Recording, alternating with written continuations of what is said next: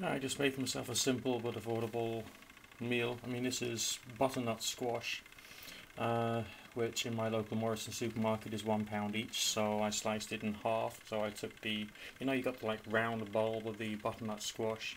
Actually, I'll get one out and show you. Okay, that's basically the butternut squash. Okay, so what I did with this lot is I sliced off the thin bits. Okay, and I just used that so I can then use the rounded bottom of it, for another meal.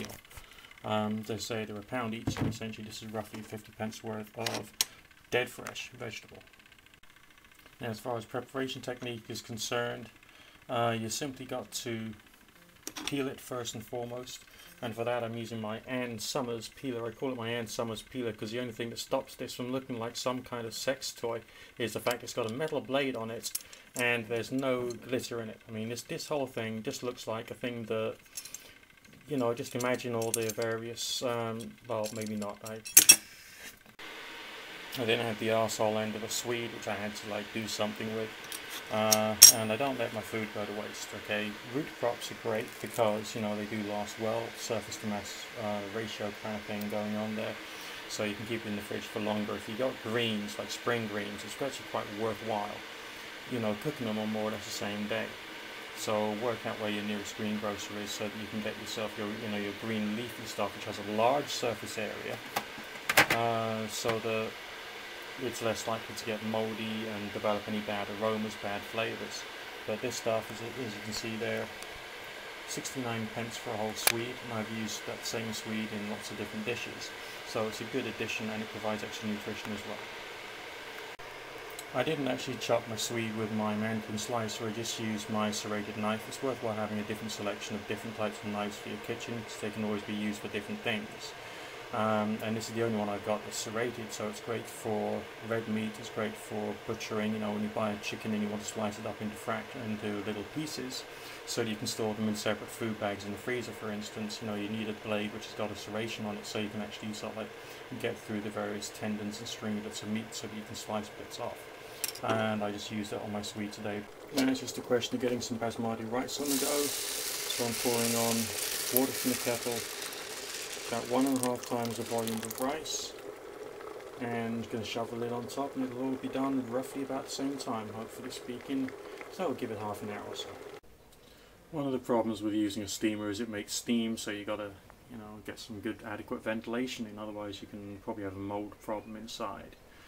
Now this might seem rather basic and might seem rather simple, but on the other hand it's good because you can actually get a bit more of a flavour of the actual ingredients, and you can taste it and you can appreciate it, and that's a good thing, okay, a very positive thing.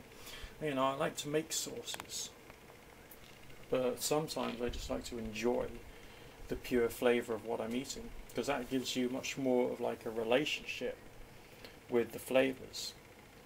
So when you are thinking about your herbs and your spices, it's like trying to be an artist and you're making up a new colour with lots of different paints, okay? You want to work out what's going to go well with what. Like red split lentils, which are nice and cheap, go well with chicken flavour.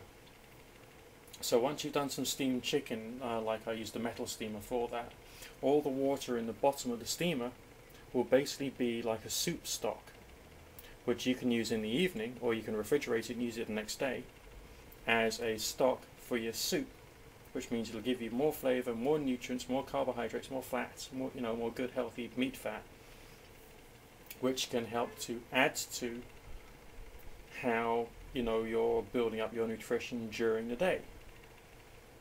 So you can recycle, you can reinvent and all sorts just with some very basic cooking things, and it gives you little intellectual challenges to deploy when it comes to meal times, and I think that's a very good thing.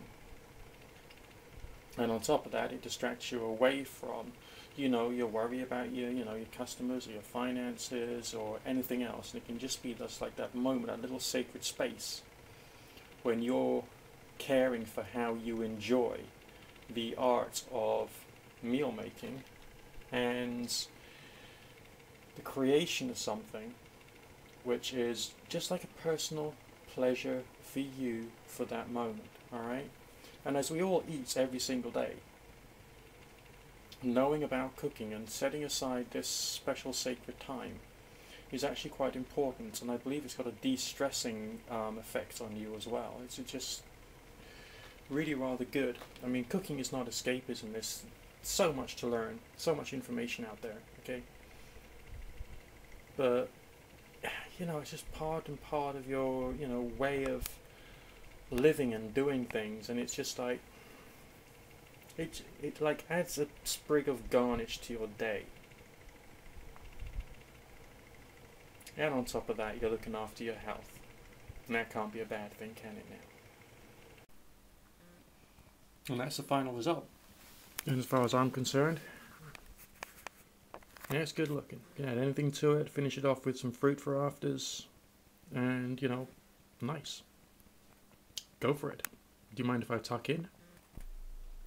You can spend all your time arguing about religion or God or atheism or whatever.